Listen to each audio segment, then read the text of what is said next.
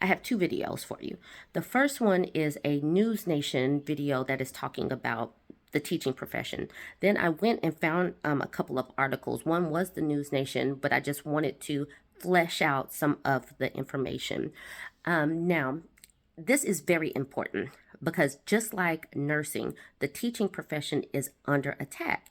And what is crazy about it, this is more women, another woman profession, and they are being targeted, and it is highly politicized, just like nursing, just like women's rights, and it just seems like a coordinated effort.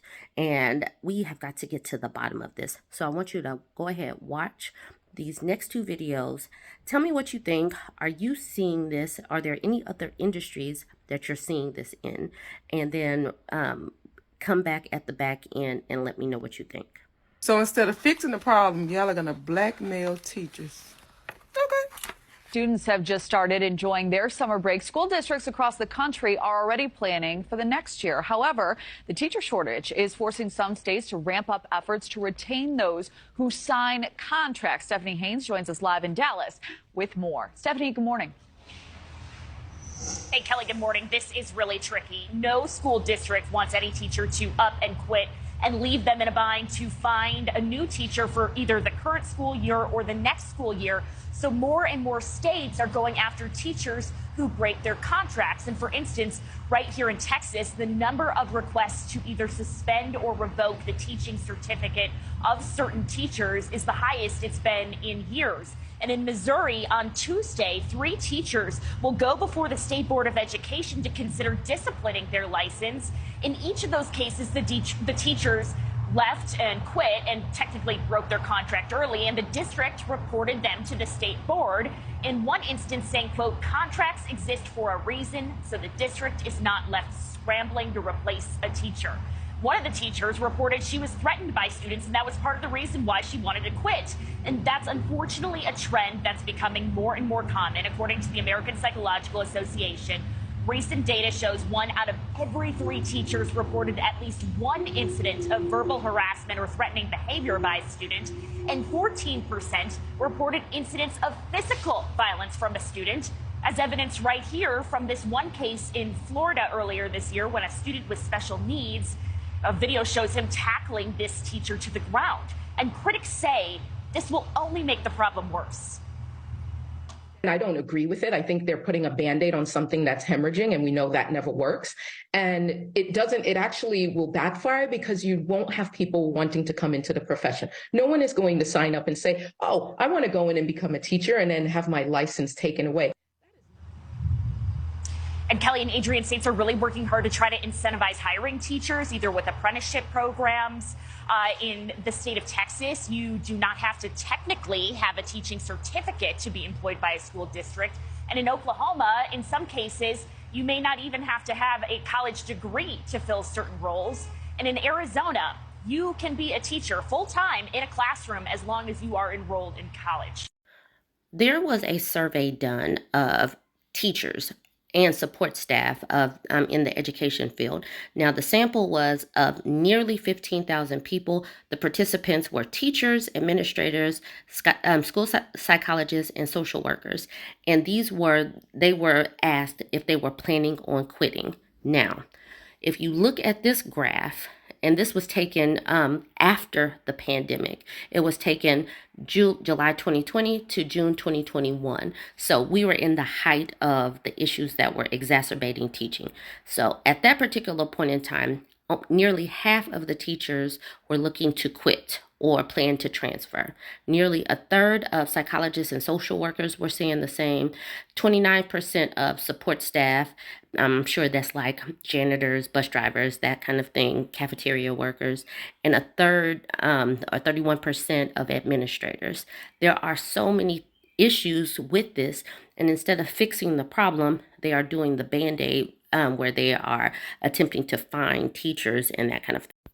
This graph right here talks about the various types of reasons why people are looking to leave. What kind of aggression? Student aggression, parental aggression, colleague aggression, and administration aggression. There are several reasons, lots of reasons why teachers are looking to leave the profession, not just teachers, staff, psychologists, sociologists, all of that. There are lots of reasons why. And instead of getting to the bottom of it, which could, they could get to the bottom of this a little bit more if they would actually listen to the people that are disgruntled and upset about their jobs. So you guys can look into these numbers a little bit more and see what are some of the issues that the education profession are facing today. If we want to keep teachers, if we want to keep the teaching profession going for the betterment of our society, we have got to get to the bottom, to the root causes of all of this, of these threats and these threats of violence and the issues that teachers are facing. The teaching profession seems to be in flux, and it has been so even before the pandemic, but the pandemic seems to have brought more things to the forefront. If you turn on the news, you will see articles about teacher shortages. You'll see teachers complaining about the violence and the administration not taking up for them. You'll see the school boards are coming after them and banning books. So there are a lot of things that are going on with the teacher profession.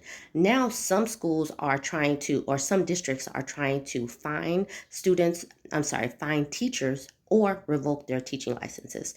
Missouri is one of those. Let's jump into this article. In Missouri, more school districts try to suspend licenses of teachers who break contracts. Teachers who quit with short notice are facing increasingly severe consequences as school districts facing staffing shortages impose financial penalties as high as $10,000 or seek to suspend teaching licenses. The number of teachers who have faced contract-related suspensions jumped during the pandemic and hit a record high of 11 this past year. Now, 11 doesn't seem particularly high, but I think that this is more of a warning to other people that might be thinking about doing the same thing. Mark Jones, who is a communication director of the Missouri National Education Association, described this as being a heavy-handed approach, and I agree with that. He continues with, it works against incentivizing people to become educators and staying educators, particularly for new educators who are not on tenure and are being asked to make these contract decisions in January or February.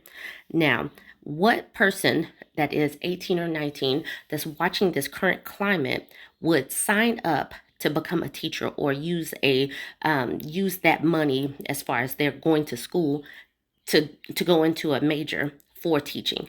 Who would do that in this current climate? So they are going to dry up their pipeline for teaching the way they are treating teachers currently.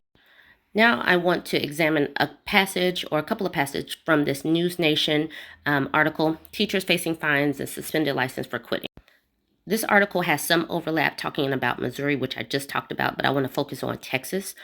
Texas had a lot going on during the pandemic. And during the pandemic, the Texas State Board for Educator Certification suspended more than 300 teaching certificates statewide for job abandonment.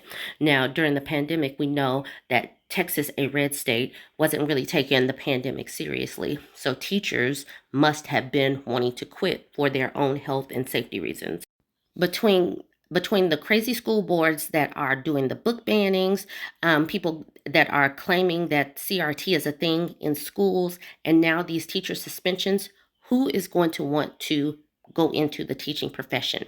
Who's going to choose this? You guys go ahead, jump in the comments and tell me.